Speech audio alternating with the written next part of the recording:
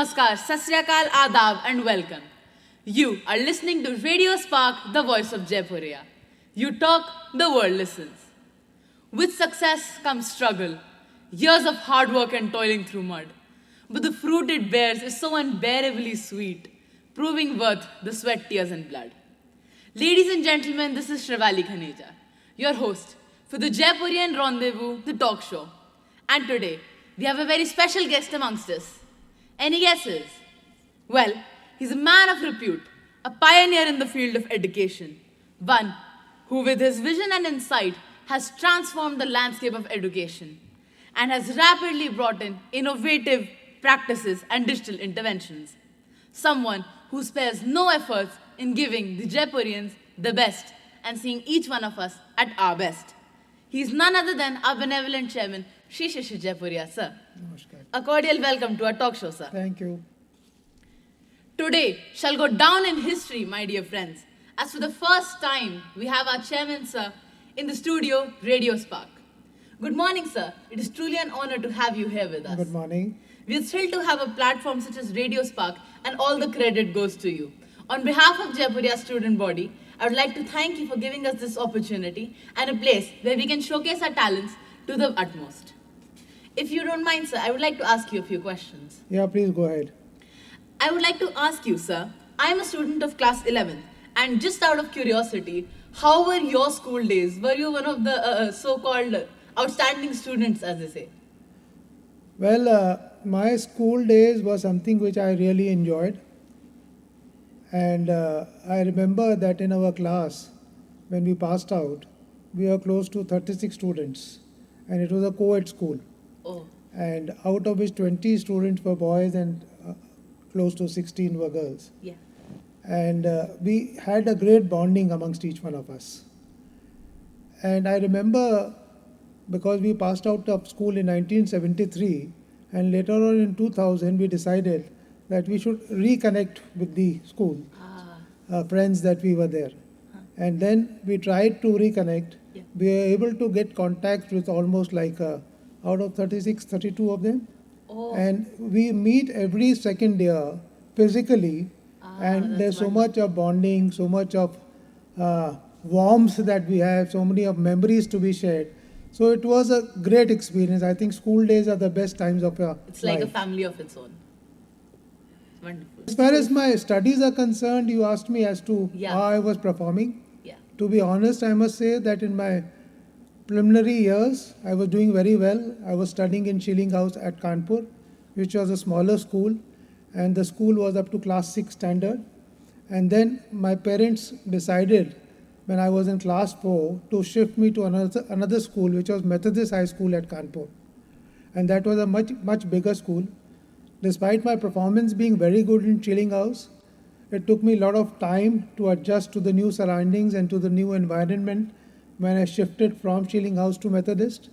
But over a period of time, I again doing well in my studies, and I enjoyed studying because I was fond of sports, but certain subjects I really used to enjoy a lot. And I used to try to become in the first 3 or first 5 in the school all throughout. Life is a roller coaster and it has its own ups and downs alike. So, what are some things that you as a student struggled with? Well, I totally agree with this statement that life is a roller coaster. There are challenges. And as a student, I also faced similar challenges. I was good in certain subjects, but certain subjects where I struggled, to be honest, there were 2 or 3 which I didn't like as much. And one of them was biology, because we used to do a lot of practical Practical work. work, and dissection of small insects and frog and other things was something not my cup of tea. So I always struggled with biology. And then another subject where I was not very good was history, because in history again there were a lot of dates to be remembered, a lot of names to be Things that have to be memorized. remembered exactly the way they You are. like the strategy of how things happened, how the rulers governed. I was interested in that per se. But these 2 areas or subjects were something that was not my cup of tea. On the other side, when I talk about subjects which I really enjoyed, I enjoyed mathematics because I was very good with numbers. So I loved mathematics, whether it was arithmetic or algebra or geometry. I was very fond of it. Apart from that, art was something that I really enjoyed, and I was good at drawing and painting. And geography was another subject which I was very keen at. Wonderful. That's a diverse palette of subjects that you liked and Absolutely. that you had a struggle with. But again, struggle is something you have to overcome. Failure is success if we learn from it. Could you please share one personal anecdote from your childhood and enlighten us on how we, as students, can do better? Well, according to me, failure is not a dirty word. Today, one has to set a goal, work hard, and then see the response. There will be challenges, and the bigger and more audacious the goal is, there will be failures. And I actually don't call it a failure. I consider it as an experience. Yes. And the more you fail, the more you learn, the more experience you get. It should drive the purpose or the vision that you have. So, once you have a target in mind, you are working hard to achieve the target, you can do it, and you will have impediments, roadblocks, but you can overcome those things. Yes, sir.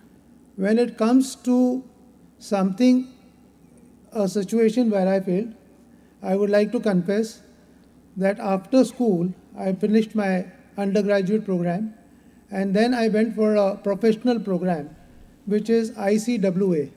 It's the Institute of Cost and Works Accountancy, which is similar to a chartered accountancy course. And I thought it was very easy program to do, but it was very challenging.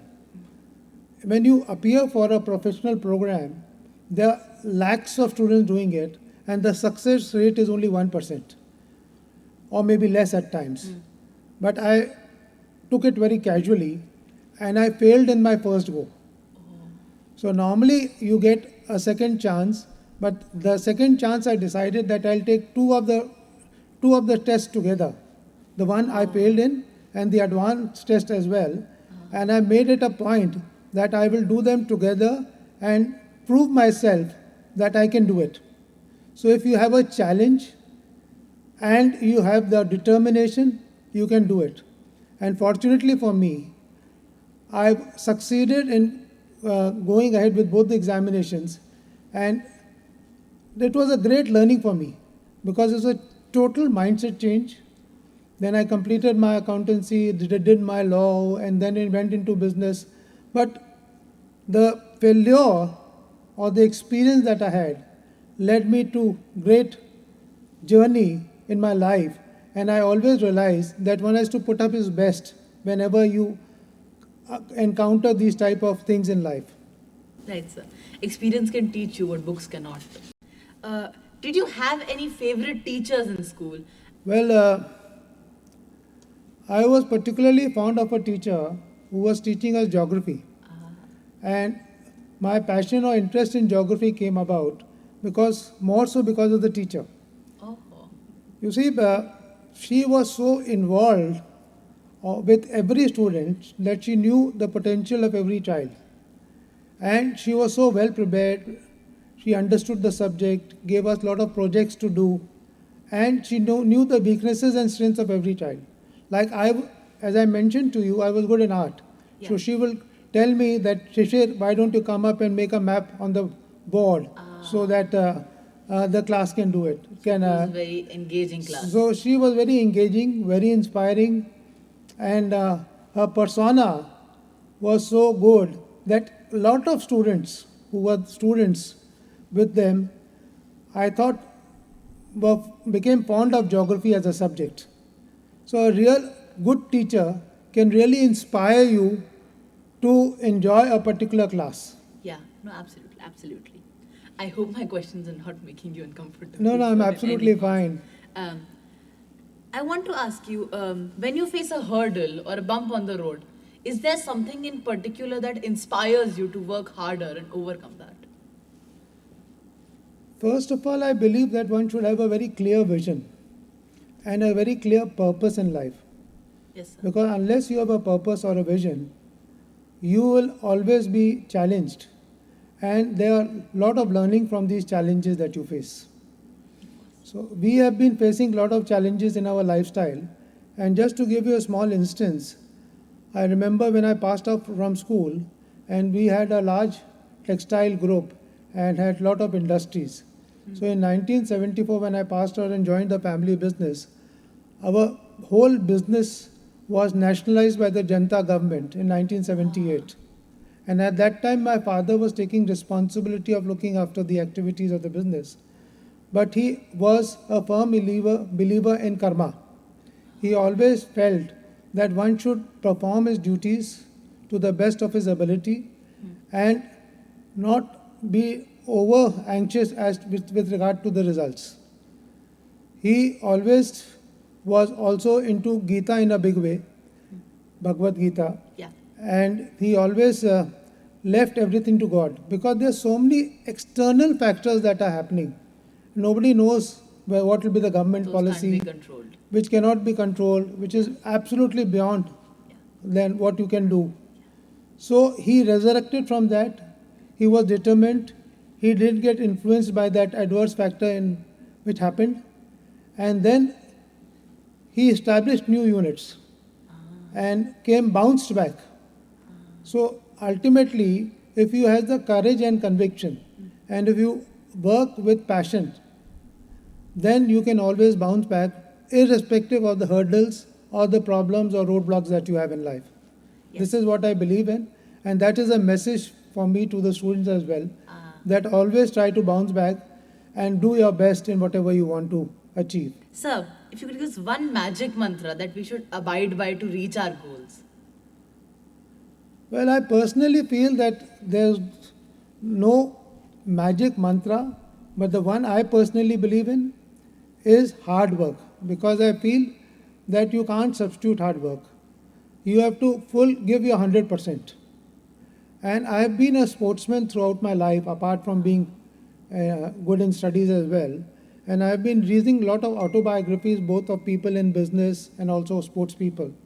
And what I've seen about these sports people, whether it is Sachin Tendulkar in cricket or Michael Jordan in basketball, that they work with so much of dedication, so much of rigor, so much of pressure that they're able to handle everything. I will remember when I was reading a book on Sachin Tendulkar, and these batsmen, when they are at the top and performing for their country, the amount of pressure they will be having, every ball they face is coming at 100 miles, and they have to, within seconds, They or have to maybe react to that 1/100th of a second, they have to realize how to navigate that particular ball and how to respond to that particular, and the whole world is watching them. Yeah. So the amount of pressure that they have during that time is something amazing. In the same book I was reading that one of the bowlers, an Australian bowler, when he bowled him out in Australia, he was a spinner, and a particular spinner by the which is known as the Chinaman bowler. Ah. And the bowler came to him, to Sachin Tendulkar, and he said that Sachin, I have bowled you out. I want your autograph on this ball because I bowled you out, and I want you to write that I bowled you out. And what did Sachin write on that ball? He signed it and he said, this is the first and the last time you have bowled me out. After that, they played for 35 tests and different formats. And Sachin committed himself that he was never bowled out by the same bowler again. So this is the level of commitment that these people have. Likewise for Michael Jordan. If he practices a shot, he will practice it for 10,000 times, because he does not know ultimately what will be the challenge which the opposition will create to him.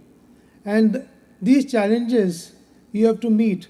So it is not only exactly doing the shot the way it has to be done, but also physical fitness has to be there to be able to cope up with the stamina, Have those the reflexes and pressure, react in those the split reflexes, as you mentioned. So all those things are there. And I've seen that these people also have great coaches, because it is important for people, more for students, for business people, to have people who can tell you what your weaknesses are, what your shortcomings are. Then only you'll be able to improve. And I personally believe in the last thing that I want to put across when you ask me this question is that some people say that one is a born leader. He has innate talents. But I personally feel, while some people might be blessed, but whether it is any talent, any skill, any competency, that can be nurtured, that can be harnessed. Great leaders can become if they just follow the mantra of hard work, commitment, perseverance, dedication. Yes, sir. And I think uh, ordinary people can become extraordinary because of this. No, absolutely, sir. Absolutely. Hard work gets you ways. I would like to ask you who or what inspired you into the field of education to be a part of this sphere? Well, our family had been into education right from the beginning. My grandfather, Padma Bhushan Mangturam Jaipuria, started a college in Calcutta in 1945 when the family was living in Calcutta. He always felt that education was a source to empower the students because he was essentially uh, a patriotic, and he felt that the children in India should get the right knowledge, the skill sets to be able to run large industries, to become talented, to set up their own industries. And that is the journey started from the From there. Calcutta College. Calcutta. And wherever we subsequently put up our businesses, Yeah. my father and grandfather also put up schools. So starting from Kanpur and then in Ghaziabad and Lucknow and so many other places. Yeah. So the chain of schools and colleges was set up. However, as far as the inspiration is concerned, it came from my father because my father pushed me that I should look after this vertical 10 years back because he felt that education requires somebody from the family member to look into it because education was being transformed. New things were coming up, quality was becoming more and more important and relevant. And because they always felt like giving back to the society, they wanted that when you are giving back, it should be quality. Yes. And I am proud to say that all the institutions that we are running are islands of excellence. They are doing extremely well. We have been expanding in a phased manner, but we are never compromising on the quality. Yes, sir. So I'm really happy that I started looking after education, and it's a great service for me when I see the smiles on the faces of children whom I meet while I'm on a flight or in different cities. So I really enjoy that. Yes, sir. No, absolutely. Could you please give us an insight on some of the transformational initiatives that you might be planning for the future? Well, coming to your question, I'll just give you a backdrop.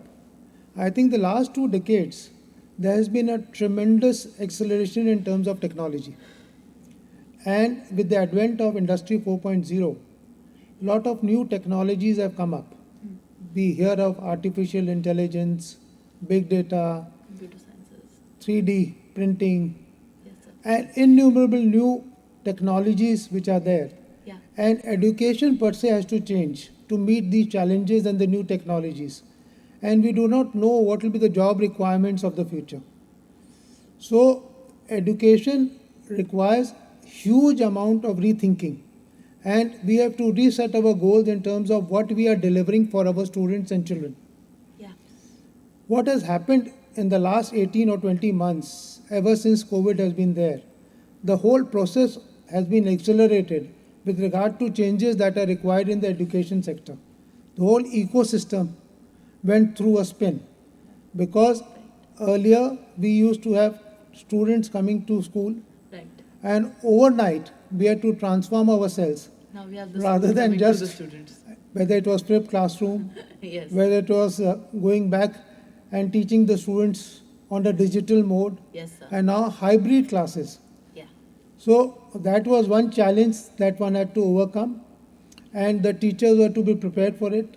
So a lot of digital intervention was required, lot of rethinking was required. I thought it was very difficult or rather impossible, but honestly, I think the whole landscape changed.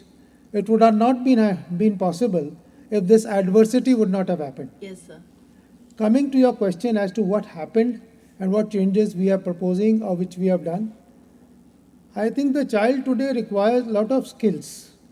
And our focus is on different types of skills, whether it is creativity, communication skills, critical thinking skills.